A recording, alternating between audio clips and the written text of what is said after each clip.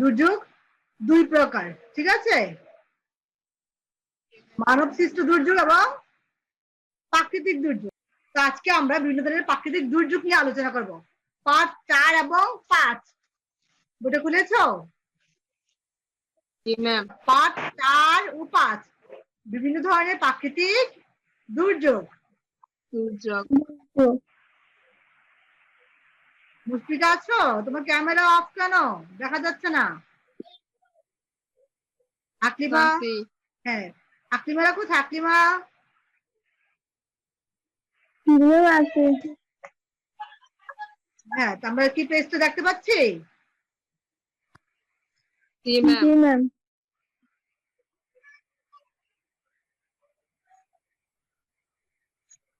তোমাদেরকে দেখা যাচ্ছে না কেন? দেখো আমরা তাহলে আমরা কিন্তু শুরুতে দুর্যোগ পড়েছি, দুর্যোগ দুই প্রকার, প্রাকৃতিক দুর্যোগ এবং মানব সৃষ্ট দুর্যোগ। আমরা বিভিন্ন ধরনের দুর্যোগ গুলো জানবো, ঠিক আছে? প্রথম হচ্ছে ভূমিকম্প, দেখতে পেয়েছো? আকলিমা পড়ো ভূমিকম্প। আকলিমা, ভূমিকম্প পৃথিবীতে যত রকম প্রাকৃতিক দুর্যোগ ঘটে তার মধ্যে ভূমিকম্পই সবচেয়ে অল্প সময়ে সবচেয়ে বেশি ধ্বংসযজ্ঞ ঘটায়। ভূমিকম্পের ব্যাপারে কোনো আগাম সতর্ক সংকেত দেওয়া সম্ভব নয়, ঠিক আছে? ভূমিকম্পের সময় ধ্বংসস্তূপের আগে একটি বা কয়েকটি ঝাঁকুনিতে পুরো এলাকা ধ্বংসস্তূপে পরিণত হয়। একই স্থানে সাধারণত পরপর কয়েকবার বড়, মাঝারি ও মৃদু ধরনের ভূমিকম্প হতে পারে।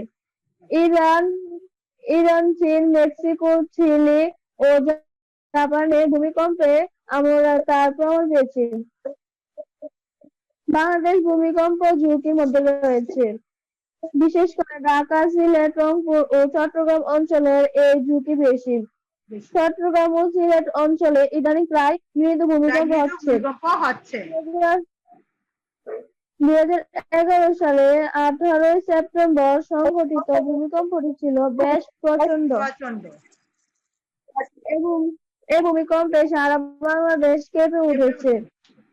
ভূমিকম্প প্রতিরোধে কোনো ব্যবস্থা এখনো মানুষের জানা নেই, তবে ভূমিকম্পের সময় আত্মরক্ষা ও ভূমিকম্পের পর উদ্ধার ও ত্রাণ কাজ সম্পর্কে মানুষের ধারণা দিতে পারে। ওকে, গুড। আদিবা সুনামি পড়। আদিবা শুনতে পাচ্ছ? আদিবা,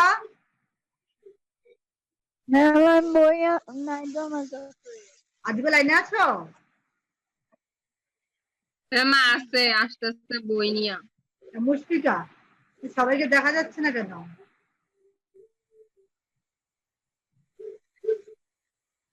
মুশফিকা পড়ো, সুনামি পড়ো। মুশফিকা, সুনামি একটি প্রাকৃতিক দুর্যোগ নাম।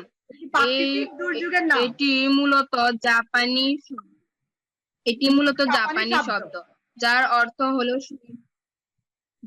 অর্থ হলো সমুদ্রের তৈরি ঢেউ। সমুদ্রের তলদেশে প্রচন্ড ভূমিকম্প ও অগ্নুৎপাতের ফলে কিংবা অন্য কোনো কারণে ভূ-আলোড়নের সৃষ্টি হলে বিস্তৃত এলাকা জুড়ে প্রবল ঢেউয়ের সৃষ্টি হয়। এই প্রবল ঢেউয়ের উপকূলীয় তীব্র বেগে আটকে পড়ে। এই সমুদ্রের ঢেউয়ের গতি বেশি, ঘন্টায় 800 থেকে 1300 কিলোমিটার পর্যন্ত হতে পারে। সুনামির কারণে সমুদ্রের পানি জলোচ্ছ্বাসের আকারে ভয়ঙ্কর গতি উপকূলিত হয়। উপকূলে 10 কিলোমিটারের মধ্যে ঢুকে পড়ে। এর ফলে বাস্তব সময়ের মধ্যে উপকূলীয় ঘর বাড়ি, দালান, রেল রাস্তা, রাস্তাঘাট, বৈদ্যুতিক যোগাযোগ ব্যবস্থা, ব্যবসা বাণিজ্য, কেন্দ্রীয় প্রকৃতি ধ্বংস হয়ে যেতে পারে। 2011 সালে জাপান ও উত্তর পূর্বে এলাকায় ভয়াবহ সুনামি সংঘটিত হয়। 809 মাত্রায় ভূমিকম্পে এই সুনামি সৃষ্টি হয়। জাপানের রাজধানী টোকিও শহরে প্রায় 400 কিলোমিটার উত্তর পূর্বে এই সুনামির আঘাত এনেছিল। হেনেছে। এর ফলে জাপানে 5টি আর এইসব পারমাণবিক বিদ্যুৎ কেন্দ্র, হ্যাঁ মুশফিকা পড়ো, মুশফিকা শুনতে পাচ্ছ?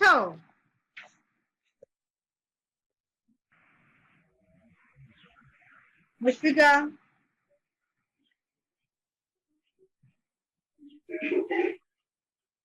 হ্যালো শুনতে পাচ্ছ?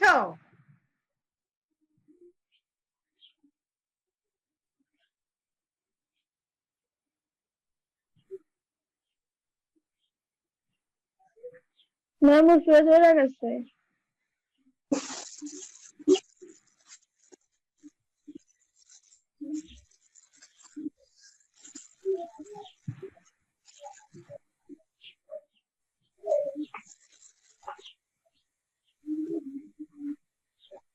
আরেকটু নিয়মে কে আছে?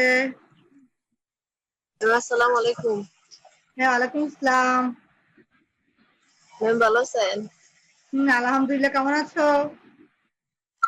আলহামদুলিল্লাহ। ম্যাম এতক্ষণ কারেন্ট ছিল না, তাই এতক্ষণ ঢুকতে পারছি না। ও আচ্ছা আচ্ছা ম্যাম নইলে তো ওয়াইফাই বন্ধ থাকে। আচ্ছা আচ্ছা, আমরা দুর্যোগের কারণগুলো পড়ছি। হ্যাঁ, সুনামি পড়েছে, এখন ভূমিধস পর্ব।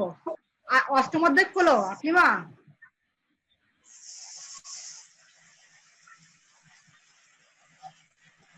অষ্টম অধ্যায় আজকে পার্ট 3 নি পড়াবেন? হ্যাঁ 3, 4, 5 পড়ছি আমরা। বিভিন্ন ধরনের প্রাকৃতিক দুর্যোগ। হ্যাঁ জি ম্যাম। তুমি ভূমিধস থেকে পড়ো আকলিবা। জি ম্যাম।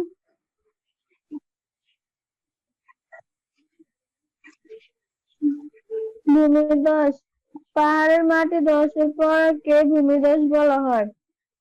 যেসব পাহাড় বেলে পাথর বা শ্যাল কাদা দিয়ে গঠিত, ভারী বৃষ্টিপাত হলে সেই সব পাহাড়ে ভূমিধস ঘটতে পারে।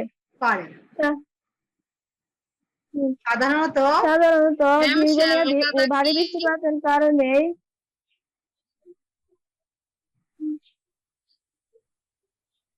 ম্যাম শ্যাল কাদা কি?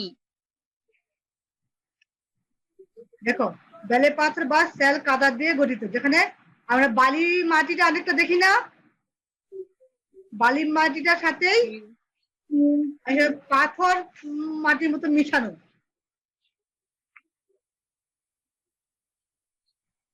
বেলে মাটি দেখেছি, বেলে মাটিটা একেবারেই কি হচ্ছে, ঝরঝর করে এরকম একটা মাটি। ঠিক আছে ম্যাম। তাছাড়া মানুষ ব্যাপক হারে গাছপালা ও পাহাড় কেটে ভূমিধসের কারণ ঘটায়।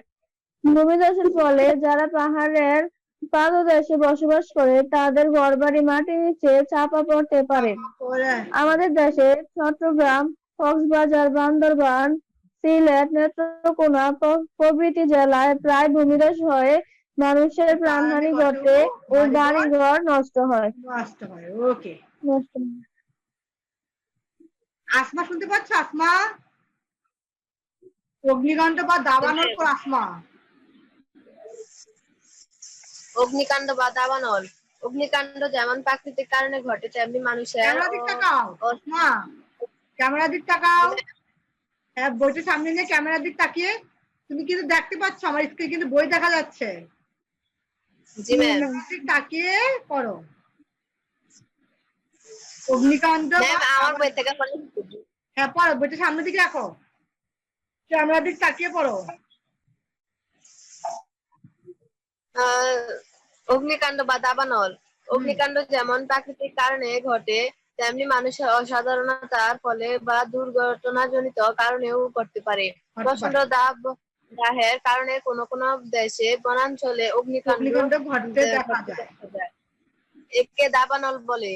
এর ফলেও বৃক্ষ সম্পদ নষ্ট হয় জীববৈচিত্র্য। জীববৈচিত্র্য আমাদের দেশে দাবানলের ঘটনা সাধারণত ঘটে না, ঘটে না। কাজে আমাদের দেশে অগ্নিকাণ্ডকে ঠিক ঠিক প্রাকৃতিক প্রাকৃতিক দুর্যোগ দুর্যোগ বলা যাবে না।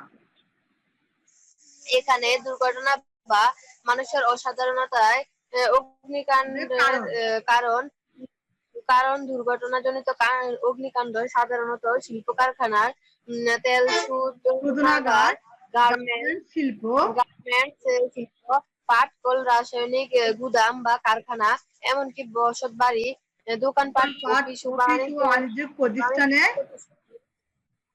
ঘটতে দেখা যায়। ঢাকার নীলমণিতে নীলতলিতে রাসায়নিক গুদাম থেকে সৃষ্ট অগ্নিকাণ্ডে বহু লোকের প্রাণহানি ঘটেছে, অনেকে পঙ্গু হয়ে পড়েছে, অনেক পরিবার সর্বশান্ত হয়ে গেছে। এছাড়াও আমাদের দেশে গ্রাম ও শহরাঞ্চলে জ্বলন্ত চুলা, মশার কয়েল, সিগারেটের আগুন, হারিকেন প্রভৃতি থেকেও অসাবধানবশত অগ্নিকাণ্ডের সূত্রপাত ঘটে। শিক্ষার্থীরা আমরা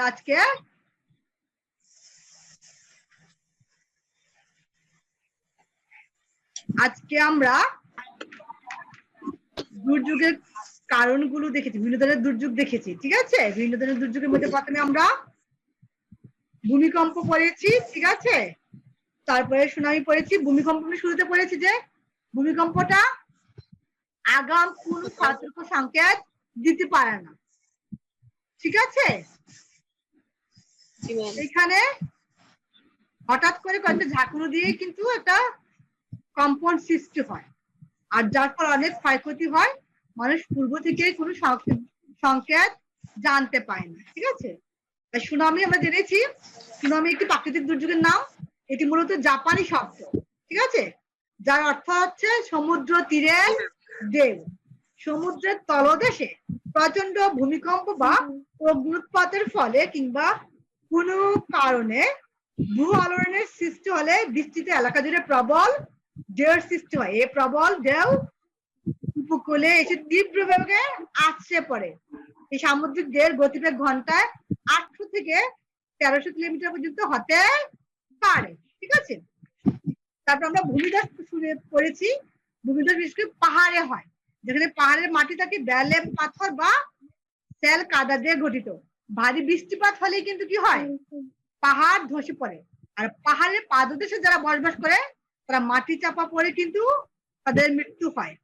বিশেষ করে বাংলাদেশের চট্টগ্রাম, কক্সবাজার, বান্দরবান, সিলেট, নেত্রকোনা প্রভৃতি জেলায় প্রায়ই ভূমিধস হয়, মানুষের প্রাণহানি ঘটে ও বাড়িঘর নষ্ট হয়, ঠিক আছে? তারপর আমরা অগ্নিকাণ্ড বা দাবানলও পড়েছি। আমরা জানি অগ্নিকাণ্ড বিশেষ করে মানুষের অসাবধানতার কারণ বা প্রাকৃতিক দুর্ঘটনা জড়িত হয়ে থাকে, কিন্তু আমাদের দেশে কিন্তু অনেক সময় মানুষের অসাবধানতার কারণে হয়ে থাকে। তাই প্রকৃতভাবে প্রাকৃতিক দুর্যোগ হিসেবে দাবানলকে বলা যায় না। যেমন আমাদের বিভিন্ন শিল্প প্রতিষ্ঠানগুলোতে, যেমন শিল্প কারখানা, তেল শোধনাগার, গার্মেন্টস শিল্প, পাটকল, রাসায়নিক গুদাম, এগুলোতে অসাবধানতার কারণে কিন্তু অগ্নিকাণ্ড হয়, তাই না? যেমন কিছুদিন আগে আমরা দেখা, কত বছর আগে এদেশের নিমতলিতে রাসায়নিক গুদামে থেকে কি হয়, সৃষ্ট অগ্নিকাণ্ডে বহু লোকের প্রাণহানি ঘটেছিল। আজকে আমরা বিভিন্ন ধরনের প্রাকৃতিক দুর্যোগ গুলো জেনেছি।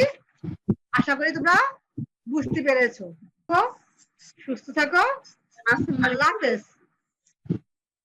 আসসালামু আলাইকুম। আসসালামু আলাইকুম। ওয়ালাইকুম আসসালাম।